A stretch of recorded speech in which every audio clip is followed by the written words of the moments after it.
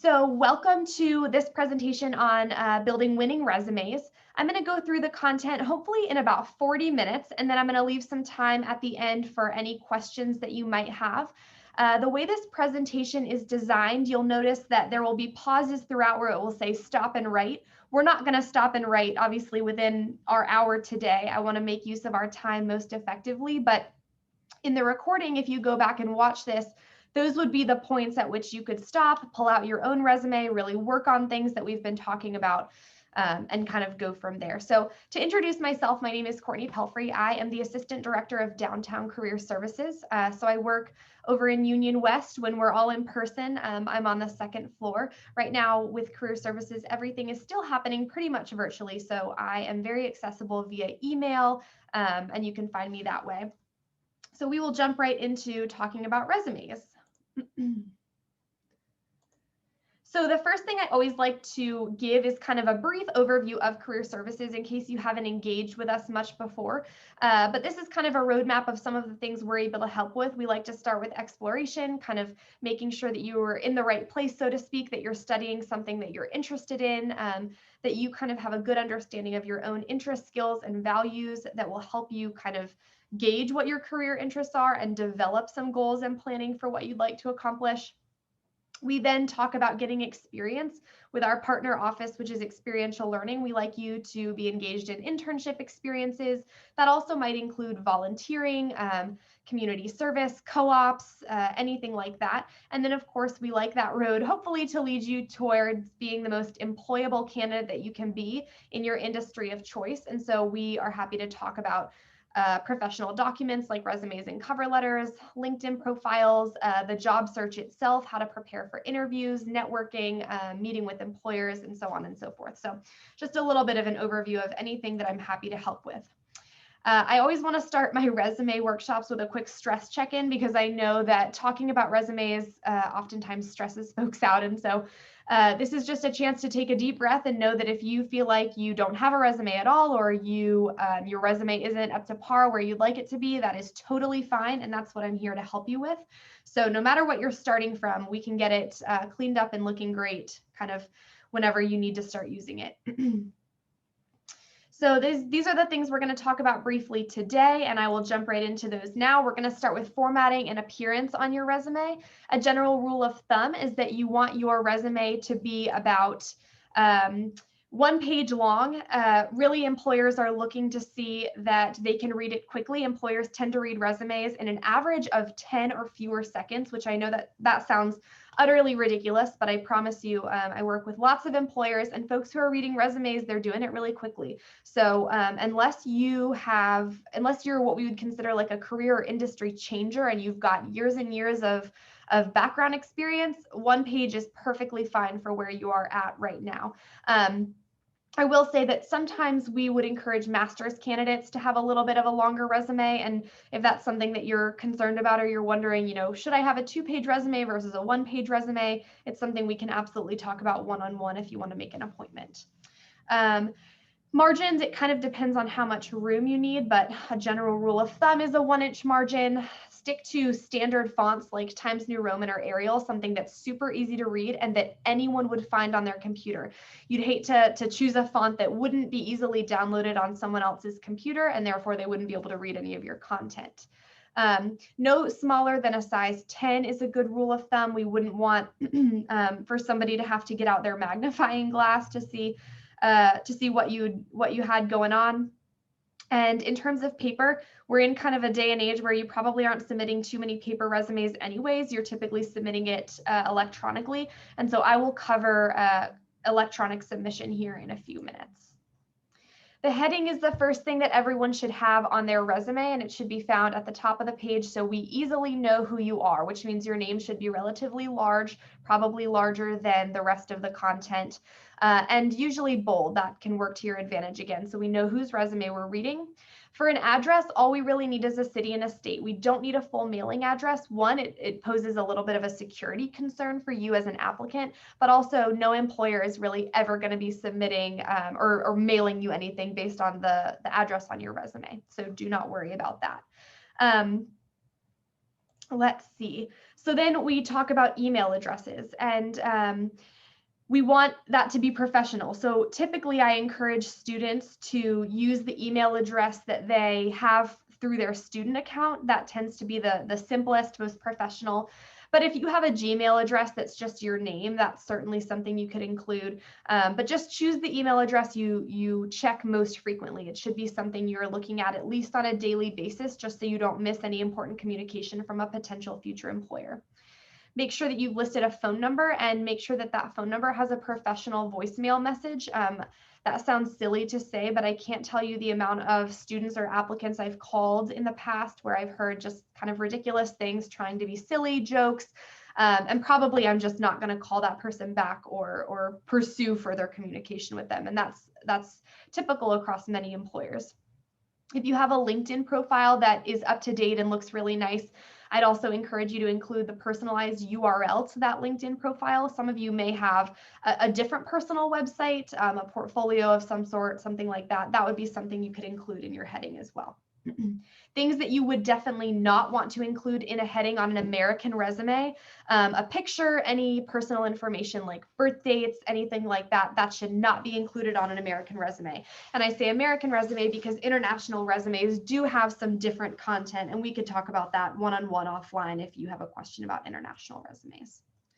These are some sample headings.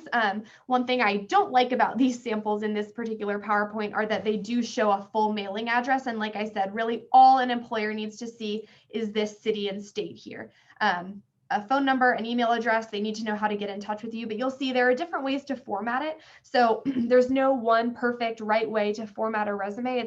It's up to what you like aesthetically, but it needs to be very easily readable. So something simple, plain, to the point, that's going to get your point across best. So again, we'll skip through that.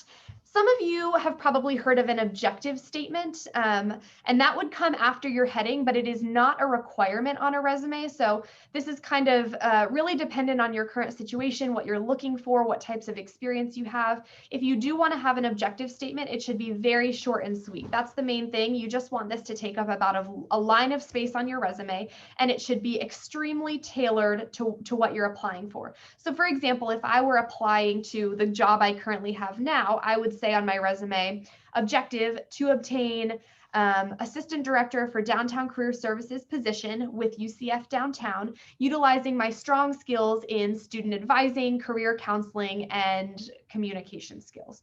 So you'll note that if you read that and you're the employer, you know exactly what I'm applying for, the very specific role with the organization. And I've given you a little bit of a summary of what I bring to the table, why I might be one of the most qualified applicants for that particular role. So in that case, I've listed a few things that I have as skills or previous experience that are probably what you're looking for in the job description. So you're trying to be as tailored and specialized as you can in that way. Other things you may see at the top of a resume underneath a heading in lieu of an objective, sometimes people have summary sections. This is typically for candidates who have many more years of experience. A summary section would be a little bit longer, and it would be a section to kind of compile a lot of different skills and experience to sort of streamline that. So either way, you can think of an objective statement or a summary statement kind of as a thesis to the rest of your resume. If I read that section first, I should then kind of have an understanding of what I would hope to see throughout the rest of your resume. For most students, an objective is going to be more relevant than a summary section. But again, if you've got questions about that, we can absolutely talk one-on-one. Here are some sample objective statements. So I'll give you a minute to read through those so you can see a little bit about what I'm talking about. I see that we had a question in the chat about LinkedIn, and so I can respond to that just quickly while you are reading these sample objective statements. LinkedIn is a sort of professional networking social media online, so it has a lot of the characteristics that you might imagine in like Facebook, where you have connections, you can see a news feed, people can share updates and stories. But it's very professionally focused. So LinkedIn also has a very robust job seeking filter where you can search for jobs with thousands of different companies across the world. It has some really great ways to see where different people work, what types of skills they have. You can write and receive recommendations for your work. So again, very professionally focused. It's an amazing platform, and I'd be happy again to speak with you one-on-one about ways that you can really utilize LinkedIn effectively in your job search and in other ways, so that you can make sure that you are you're taking the most of it. And I know Dina just put in the chat. Thank you, Dina.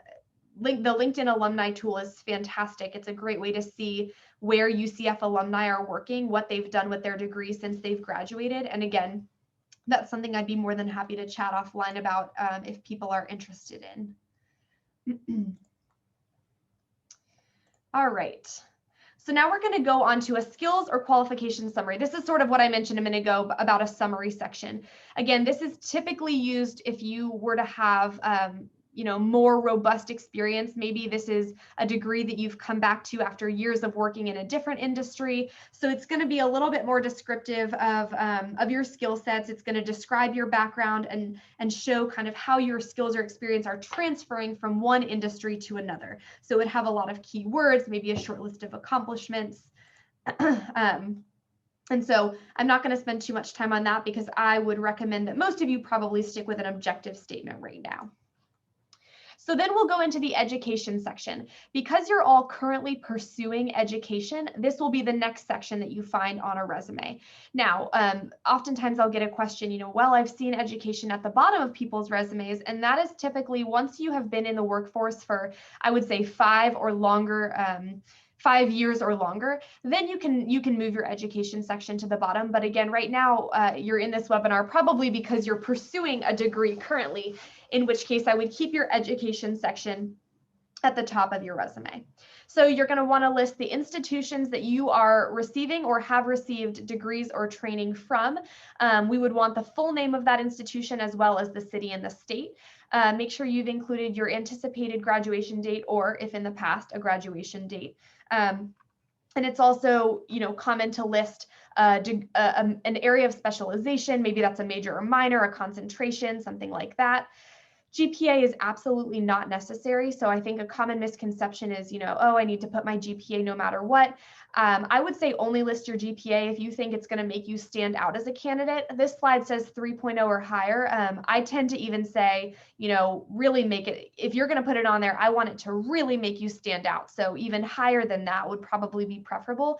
And I'm not saying that to, dissuade you from showcasing your accomplishments, but it's just not necessary to put it on there. If an employer needs to know what your GPA is as a part of an application, they're going to ask you in the application for your GPA. So they'll find out one way or another, even if it's not on your resume. This may also be a good section to include things like certifications or licensure, if you have any of that that's related to your employment goal. And you may also use this section to put some relevant coursework. And when I say relevant coursework, I just mean listing a few classes that are highly specialized, higher level, and really relevant to what you're using the resume for. So for example, I studied psychology in undergrad. So if I had a relevant coursework section, I would never list something like Introduction to Psychology, because truly that would be self-explanatory. If somebody sees that I studied psychology, they would expect that I took Introduction to Psychology. So make sure the classes that you're listing are not something we'd assume, but more so, again, those higher level, more specialized classes that show that you're really taking classes that are preparing you to go into the workforce. Here are some examples or samples of education sections. You can see they're all formatted slightly differently, but they're all very easy to read. You can list your education in reverse chronological order. So for example, if you're getting a graduate degree, you would list that first, and then you would list your bachelor's degree followed by your associate's degree if applicable. You do not need to have high school education on your resume anymore, because if you are pursuing a bachelor's degree or higher, we can assume that you have your high school diploma.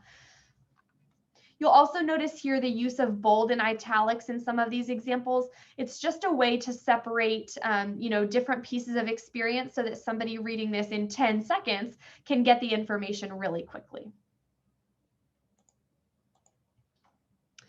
So after your heading, after your objective, after your education, that is where we're going to get into your experience section. All of the sections that we just talked about should not take up much room on your resume. They should be at the top. They should be pretty small sections because we want to leave the majority of our resume, our white space, for this experience section.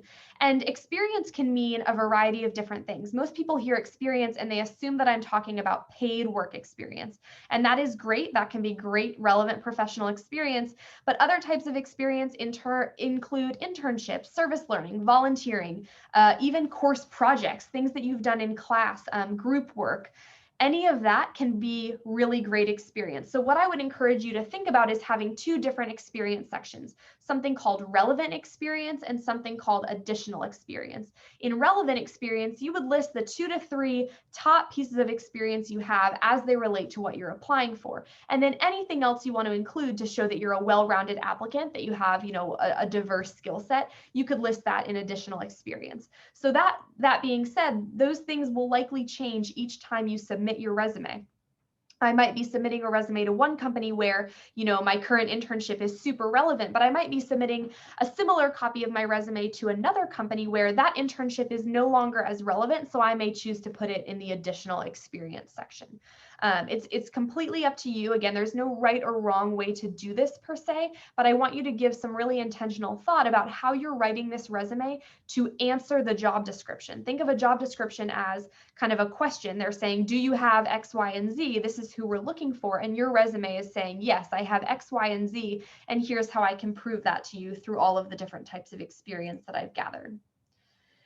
When we think about formatting this experience, again, consistency is key on your resume. Anytime you format one piece of experience in a certain way, you need to make sure you're being really consistent throughout. So you'll see here in these examples, this person has chosen to italicize the company they work for, and they've chosen to bold their role with that organization. They've also chosen to justify their city, state, and dates, which I think is great because it sort of gets that out of our line of sight. It's not the most important thing on our resume, so we can sort of push it off to the right margin so that the reader can really focus on our bullet points, because the most important thing that we're writing on our resume is our bullet points.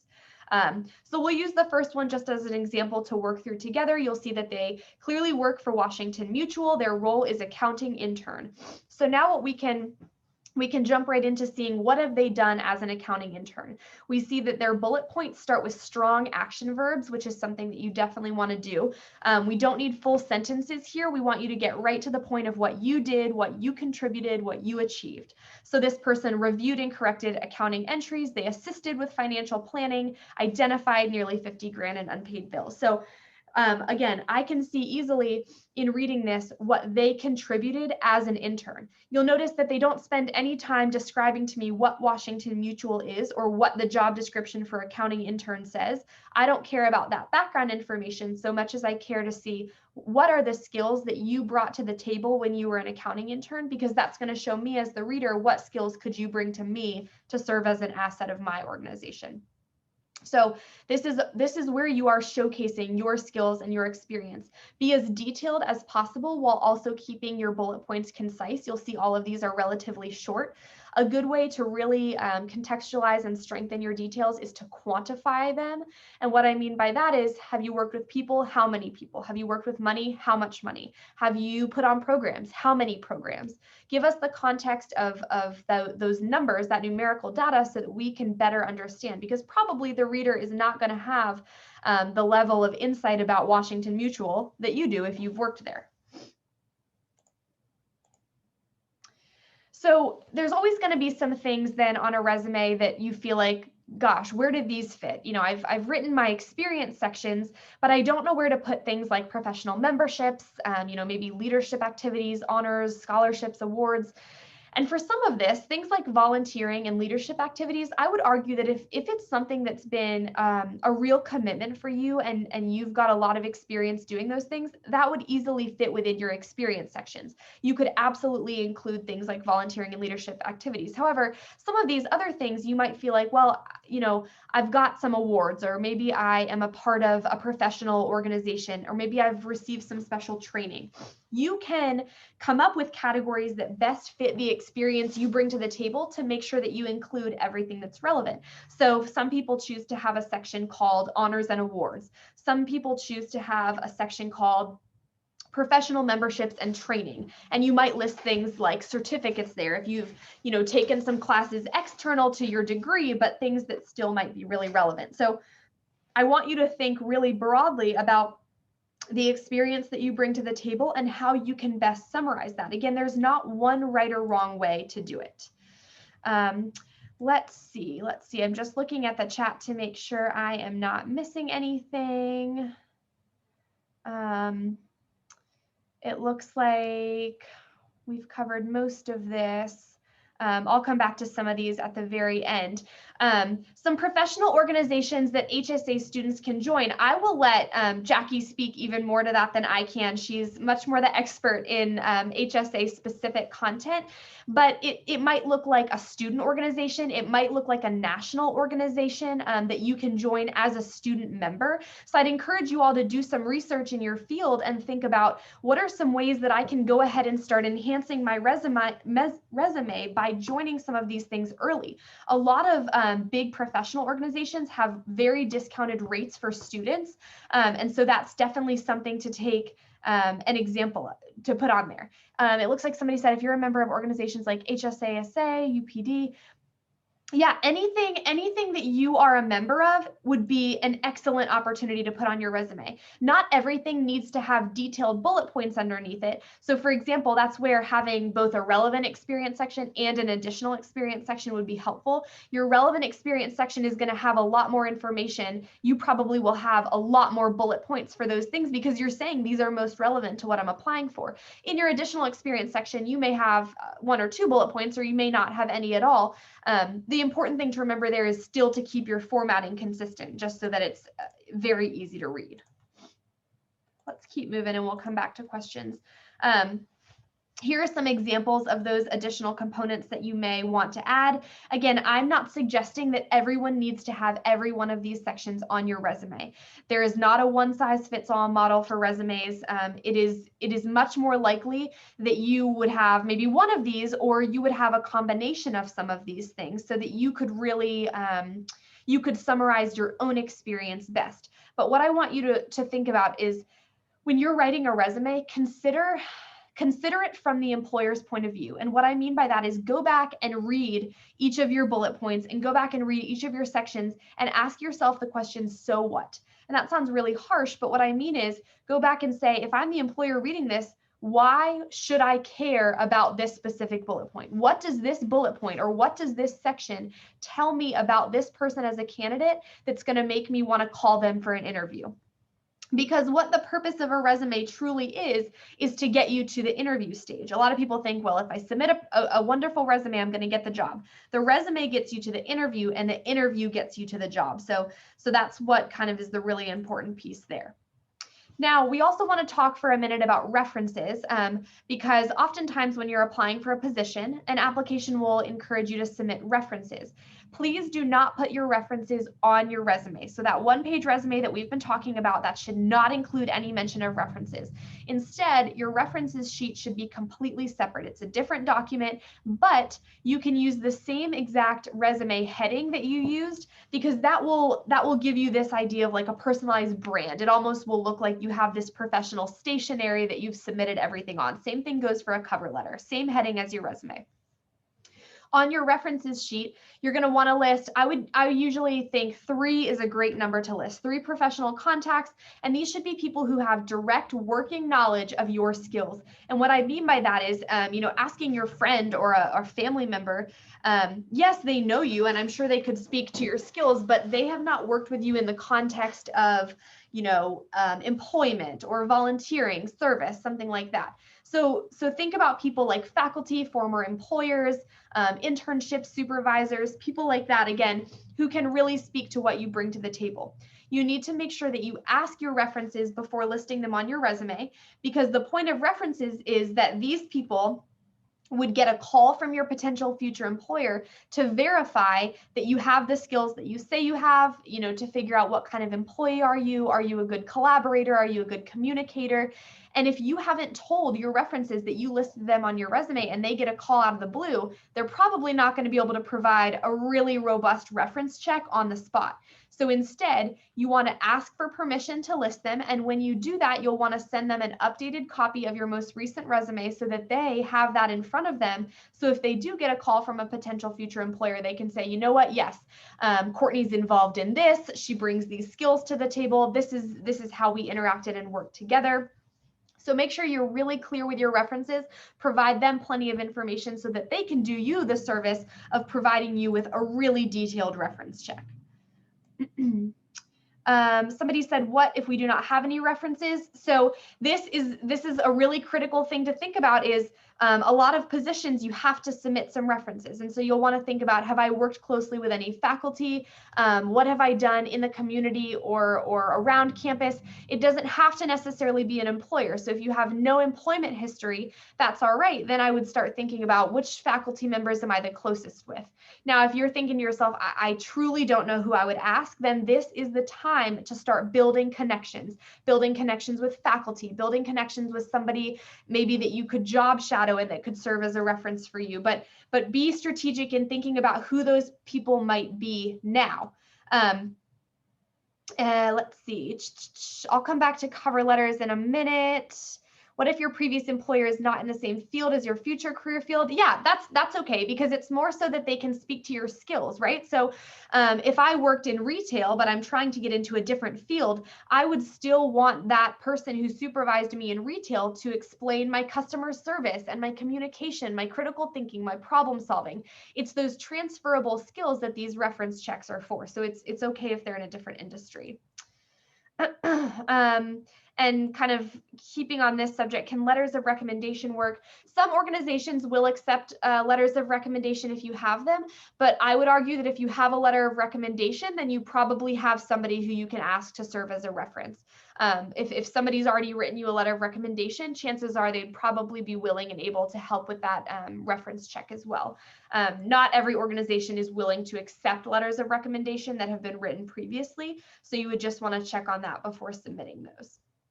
I see that there's a couple other things. I'll come back to those questions here in a couple minutes. So here are some samples of what a good reference page might look like. Again, you're going to have your heading at the top, and then you're going to list very detailed information for these folks: their full name, their title, organization that they work for, the full address of that organization, as well as a phone number and an email address. It's just a formality. Not everyone is going to need all of that information, certainly, but again, that is what somebody's going to be expecting to see on a good reference sheet. I want to talk a little bit about how to save your resume so that you can submit it electronically, which is going to be the preferred format. And saving it as a PDF is going to be to your advantage, just because it's going to save all of your formatting. And then no matter what type of computer or what type of software the person reading your resume opens it with, it's not going to change everything that you've worked so hard on. Make sure that when you save it as a PDF, you put your name and the fact that it's a resume, so that if somebody's opening 50 different resumes on their computer, when they're hiring for a position, it's clear who's they're reading. And again, we already talked about this, but make sure that you limit your personal information. We don't want you to have any other identifiable, no birthday, no picture, nothing like that on there. Oftentimes, in this day and age, organizations are using what's called applicant tracking software. You may have heard it referred to as ATS. Big companies use ATS to read resumes as a first round review. And what that means is that it might not be an actual person reading your resume the first time. It's going to be software that's purely picking up how many keywords from the job description are found in your resume. So you really want to make sure that when you're creating a resume, that you are tailoring every version of a resume to the particular job that you're applying for. Oftentimes when I'm reading resumes, it's very easy for me to tell that somebody has sent the same resume to 100 different employers. They haven't changed a thing, they haven't tailored it, and likely your resume is going to get lost in the shuffle. It's never going to be picked up by an ATS, and it's not going to stand out as being the most tailored because you haven't put in the time and energy to really make it match the job description. So that's definitely something to keep in mind. if we have any international students who are on the call or will be watching this recording, international resumes are different. So I just want to make sure that if you're preparing an international resume, you know that, and I'd be happy to speak with you about that in a one-on-one appointment, but they look different. They're formatted differently. They contain different information. And so I want to be clear on that so that when you're going to submit it, whether it's internationally or domestically, that we talk about what that resume should look like. So these are kind of my main list of do's and don'ts. I think I've talked about most of these things already, but I just want to make sure that you are thinking about how you have portrayed your skills and experience so that they stand out as being most relevant to the job that you're applying for. And that's by using keywords and key phrases from the job description. Make sure you're quantifying your bullet points, you're using strong action verbs. Formatting is consistent because that will provide a much easier read for your reader. And then on the don't side, of course, we don't want you to have this long document that's just paragraph form. We don't want you exaggerating or misrepresenting of your experience. But I think we've kind of covered most of that already at this point. So I'm going to stop sharing my screen now, and I am going to open it up for questions. Again, I know we've got some things in the chat that I want to go back and look at. So let me just scroll up here for a minute and make sure I've touched on everything. We already talked about LinkedIn.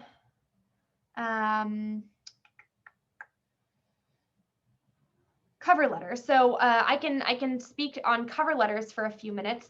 A cover letter is a document that is meant to be recorded or read before your resume. So ideally, when you're submitting a packet of information to be considered for an application, I would see a cover letter, and then I would read your resume, and then I would see your references.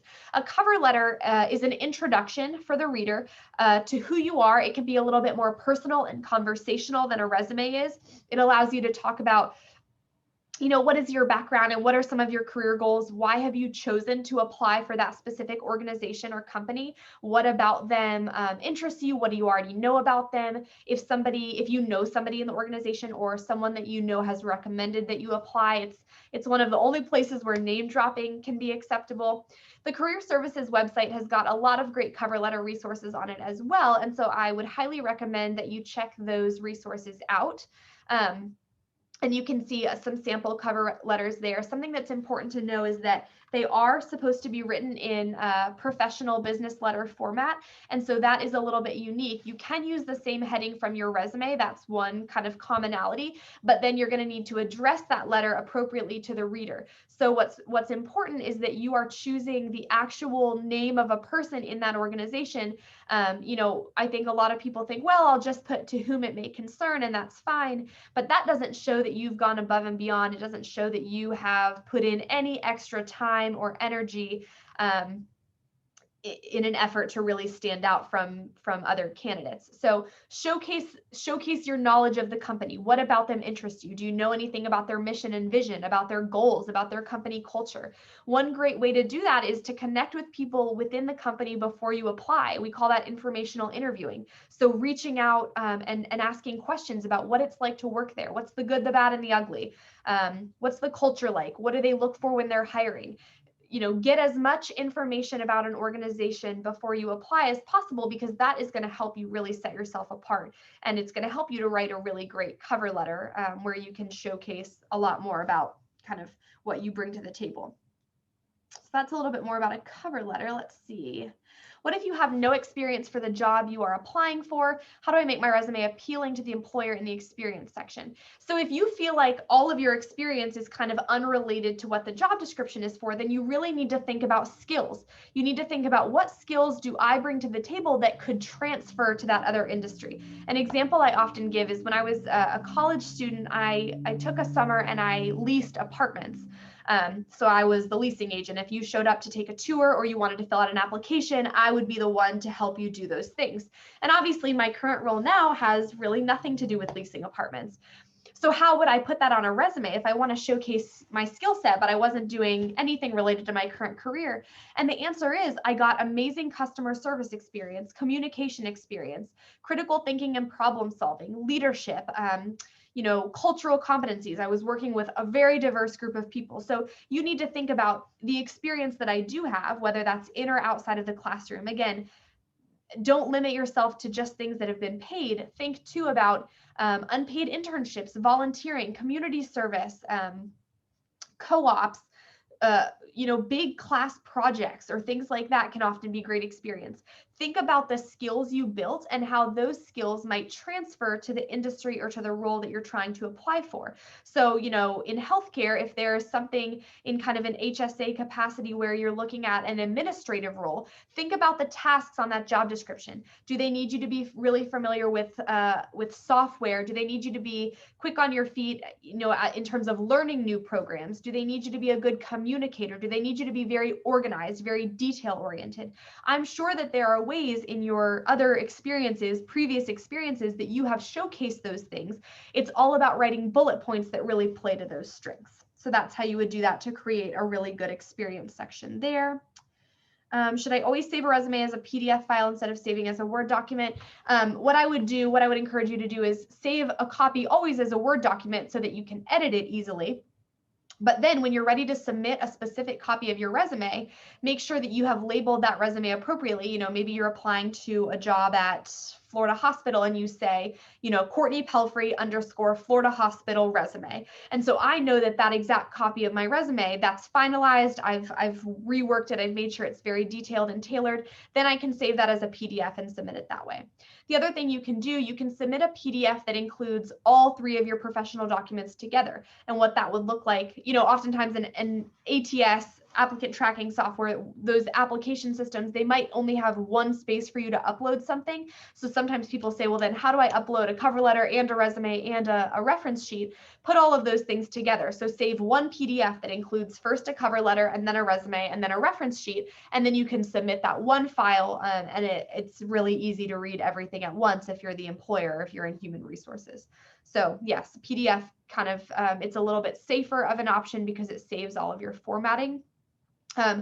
One other thing that made me think of to mention, oftentimes you are going to have a lot of experience where not all of it's going to be relevant to every single version of your resume, but you may want to keep a copy of what I like to think of as like a master resume. And this would be, a copy that's maybe 3 or 4 pages long, but it's kind of a brain dump of everything that you've done. You can keep that saved on your computer. And then when you need to create a very specific version of your resume for a particular job opportunity, then you can pull from that master copy, create a great, beautiful 1-page resume, save that as a PDF and send it off. So that would be one of my recommendations, just in terms of a logistical way to keep yourself organized and to keep everything clear. So I know that was a ton of information, and we've talked about a lot of different things. So for the next few minutes, I do want to open it up for questions as well. So let me know. You're welcome to unmute yourself to ask a question, or you can, of course, continue to keep putting things in the chat, but I'm happy to take a few minutes of questions as well. Do you have any samples to show good resume formatting? I do, yes. I am happy. What I'll do is I will send a sample resume to you, Jackie, and if you wouldn't mind forwarding that out to the class, that would be amazing. I'll send that sample along today so that you all have a sample where you can see some of that formatting. Any other questions that you might have?